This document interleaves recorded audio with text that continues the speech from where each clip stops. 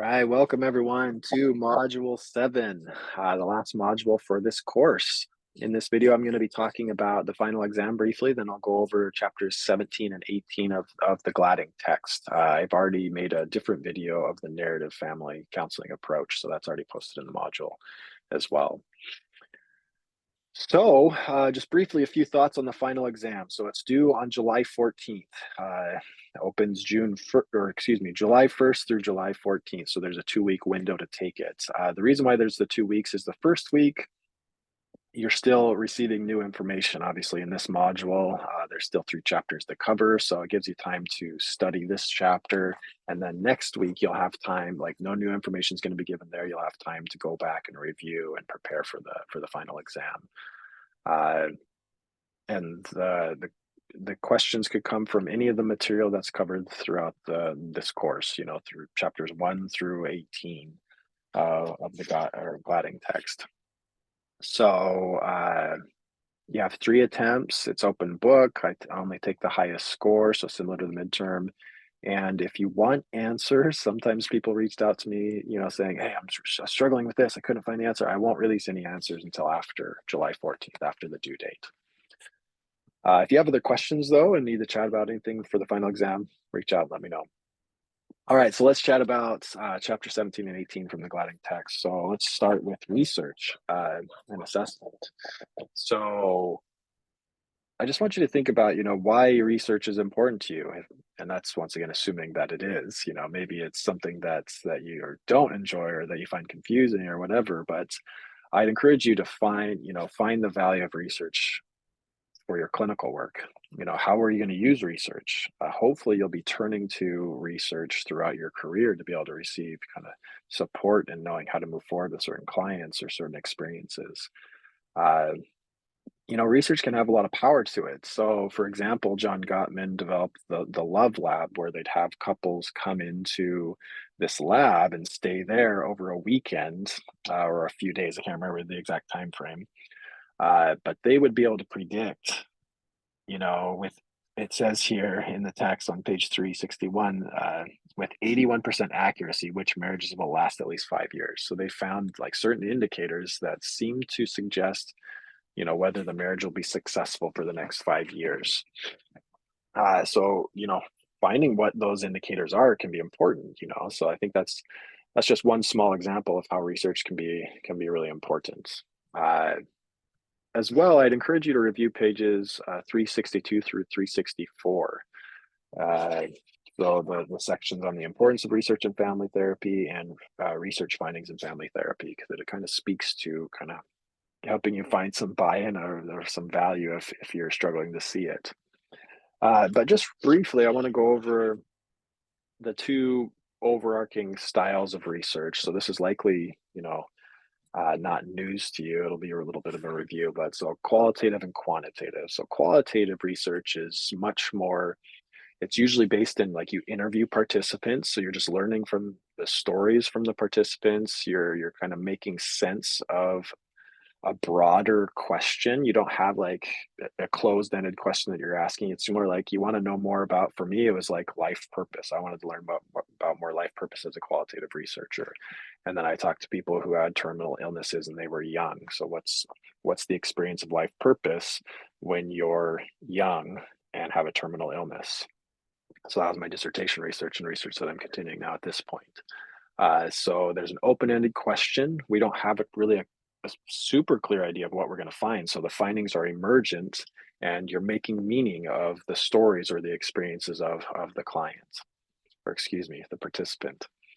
So quantitative is much more, it's the use of statistics to find answers. So you're asking usually like closed-ended questions. You have a hypothesis and you're testing it to see, whether your hypothesis was true or not. That's not necessarily true of every single kind of quantitative research, but in general, that's what you're doing. So there's this deductive reasoning. You have this framework that you're trying to test against to see if it's true or not, rather than it's not like asking a general question and kind of finding out about it in a general way. Yeah, so there's a specific focus and purpose. I guess that can go for both qualitative and quantitative, but quantitative is much more like very specific and like all the details of specific questions that you're asking, what you're looking for. So in general, those are a few ideas to kind of make sense of the different styles of research. But let's switch to assessment. And assessment is probably something that's going to be a bit more relevant and something that you've probably already been doing. So to make sense of what assessment is, so page 372 of the seventh edition of the Gladden text, it talks about how assessment evaluates typical performances, behaviors, or qualities. So it's that evaluation of performance, behavior, qualities, and I'd add experiences as well. So you're just kind of trying to figure out something about a certain area.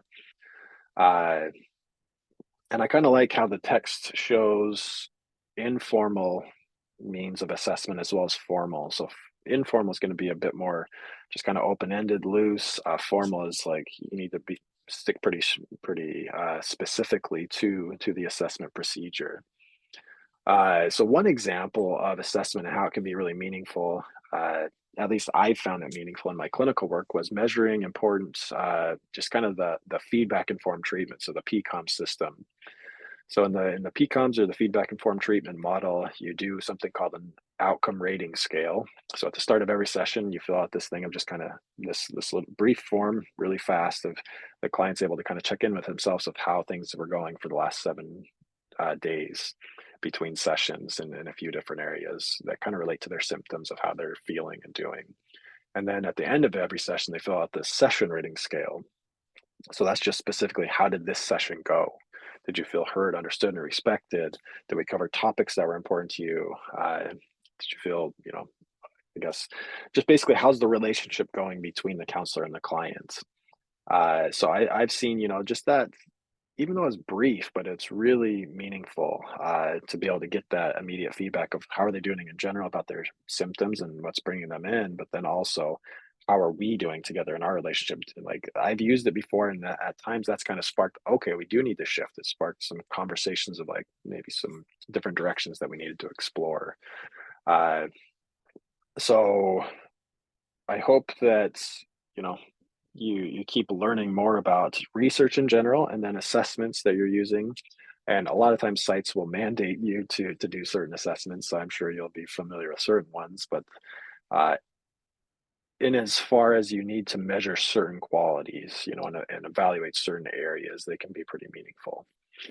Uh, okay, so that's all that I'll add there. There's obviously more in the book, but a few things that I wanted to highlight there. So let's go on to chapter 18. I guess to start with, topics in this chapter are likely going to hit home for some of you in a personal way. So I just wanted to encourage you to be kind to yourself, uh, because of, yeah, the personal nature of these topics. So I guess we'll start with substance related disorders. So substance use. Uh, just a few things that I wanted to pinpoint here. Uh, on page 383, it talks about the emotional work of working with substances. So, so it states there that, and it's actually addressing the members of the family, not necessarily the individual who's abusing substances, but the family around the person who's abusing. It says they experience a plethora of unpleasant emotions such as fear, anger, shame, guilt, resentment, insecurity, confusion, and rejection.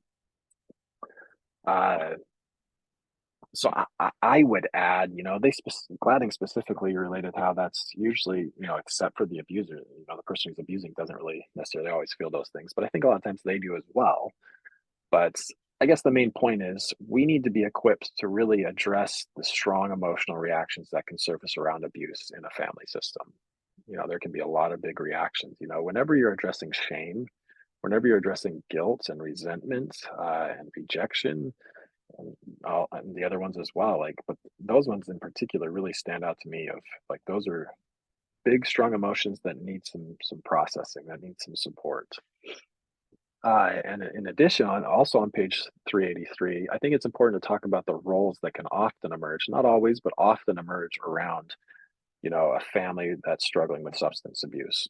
So these are actually the roles of the other family members. So the person who's abusing kind of can sometimes spark these different roles and reactions in other members of the family. So the first one is the enabler. So the enabling, obviously, that's someone who, is permissive and kind of allowing of the behaviors of the substance user to continue. So it might be like maybe the person who's struggling with substances is asking for money. Maybe they're saying that it's for drugs or the alcohol or not, but an enabler, someone in this role would be willing to kind of keep giving the handouts, keep trusting, keep giving second chances, when really it's just enabling the negative behavior to continue. So the family hero so the family hero is someone else in the family that's doing really well, and it's almost like they become the self-esteem for the family, or that they can focus on the family hero, saying, "Yes, like there's someone who's successful in our family." Uh, I like how Gladding says that they provide self-worth for the family. So basically, it's saying we're not all failing. Someone is our hero. Uh, so the scapegoat. Uh, it's interesting how it's the language is used in the text here is that, that the scapegoat, whether this is conscious or not, might be trying to distract the family away from the larger issue of the substance use. Uh, so the family almost wants to use a scapegoat to distract themselves from the larger issue. It's almost like triangulation of roles. So like we don't want to address or don't know how to address the substance abuse. So we'll focus on another scapegoat or a person in the family who we can feel more in control with, who we can, who can be the receiver of the focus, and so we don't have to deal with the friction of the substance use. Uh, and maybe they're also, as Gladding says, blamed as well. They can be the blame, so that other members don't have to take that blame. So then there's also the lost child.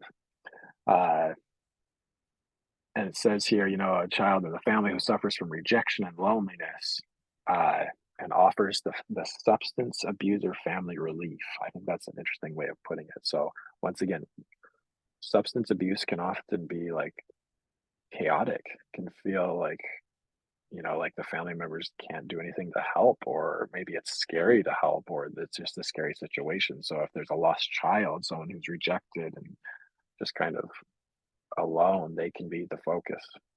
It's kind of similar to the scapegoat, but it's just someone who's okay. There's that person who's developed this role of being lost, and they can be the focus, and we don't have to focus on the other behavior.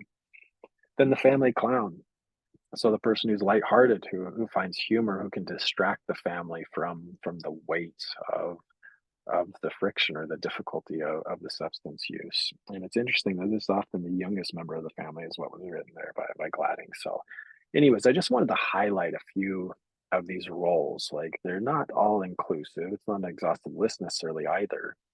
But I'd encourage you to, if there's dynamics of substance use in your family of origin or with clients, I'd encourage you to be thinking about what are the roles of others as well. How is the family learning to cope with the substance abuse?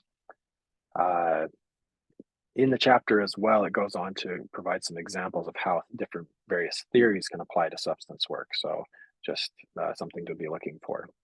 The main thing that I want to talk about moving on to domestic violence is on pages 391 and 393. So uh, ultimately, uh, domestic violence can surface in a variety of ways. I think we often think of it as like physical abuse, but domestic violence can come out through physical means, sexual means, psychological means, or economic, and it's about controlling. So the person who's abusing is able to control the victim through physical means, so hitting, spitting, punching, uh, whatever it is. There's a big list of it on page 391. Through sexual means, so it can be kind of forcing uh, sexual encounters or coercing. So, and then psychological, it can be threats, attacks on property. So maybe that's like punching a hole in the wall that's near the person. So not physically hitting the person or the victim, but kind of creating fear in the victim, and economic as well. So maybe, the person who's the receiver of the domestic violence isn't able to use the car, isn't able to use the bank account. So ultimately, at least kind of how Gladding writes it and how I've made sense of it through the readings and everything and through experiences, that domestic violence is about control ultimately. So how can the abuser control through various means?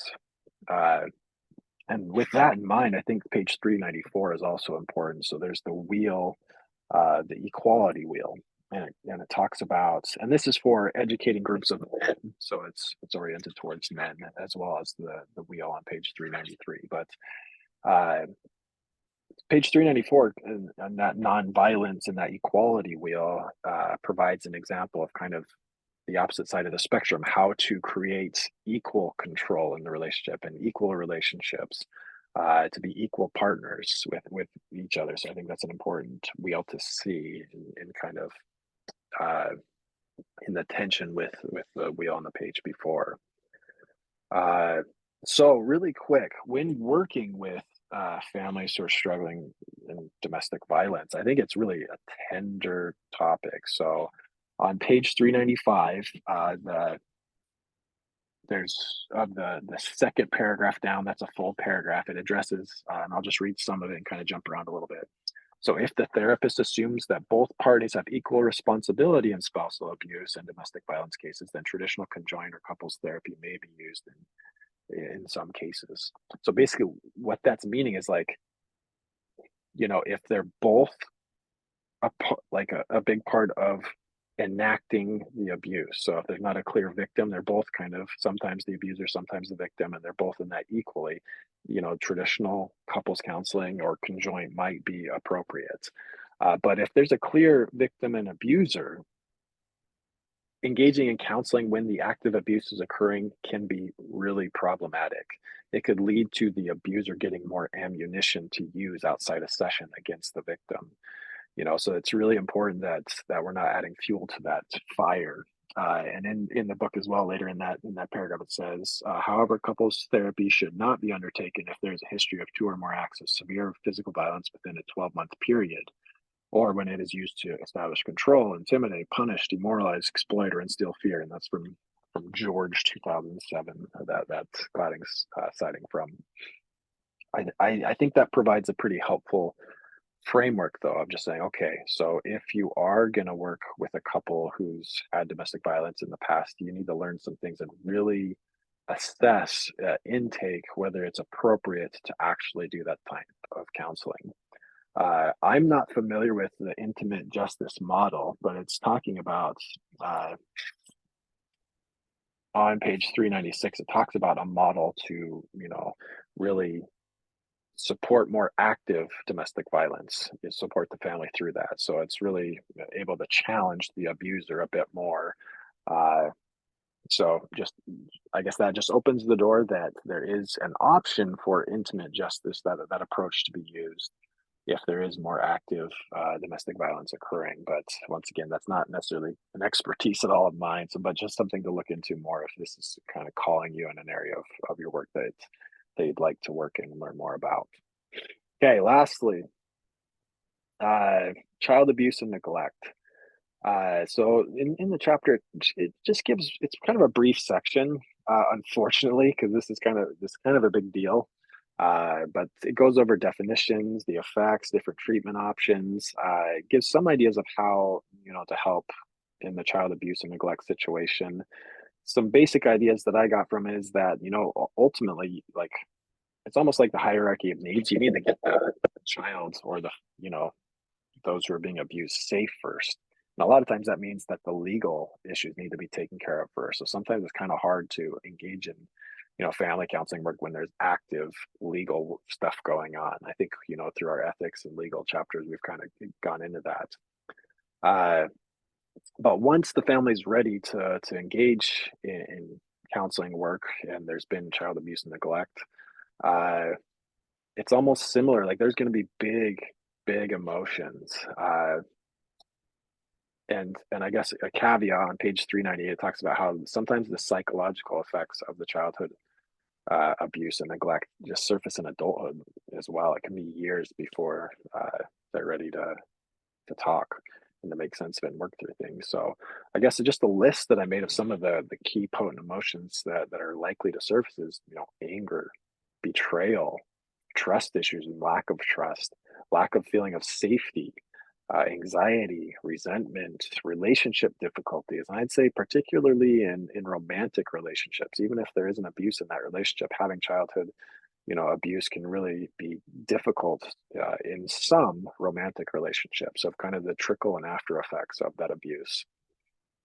Uh, and I guess one brief example, I had a client recently who had some significant childhood abuse, more on the verbal abuse side, uh, but just some deep, lasting messages that just his inner child was really, really hurt from some relationships with his, interactions with his mother, and just things that he's been struggling with for decades, and what a lot of our work was like he was experiencing romantic relationship difficulties and the divorce in the present, but a lot of the reasons why ultimately were trickling back to, you know, the messages that he got from his mother and how those were really holding him back in intimate relationships.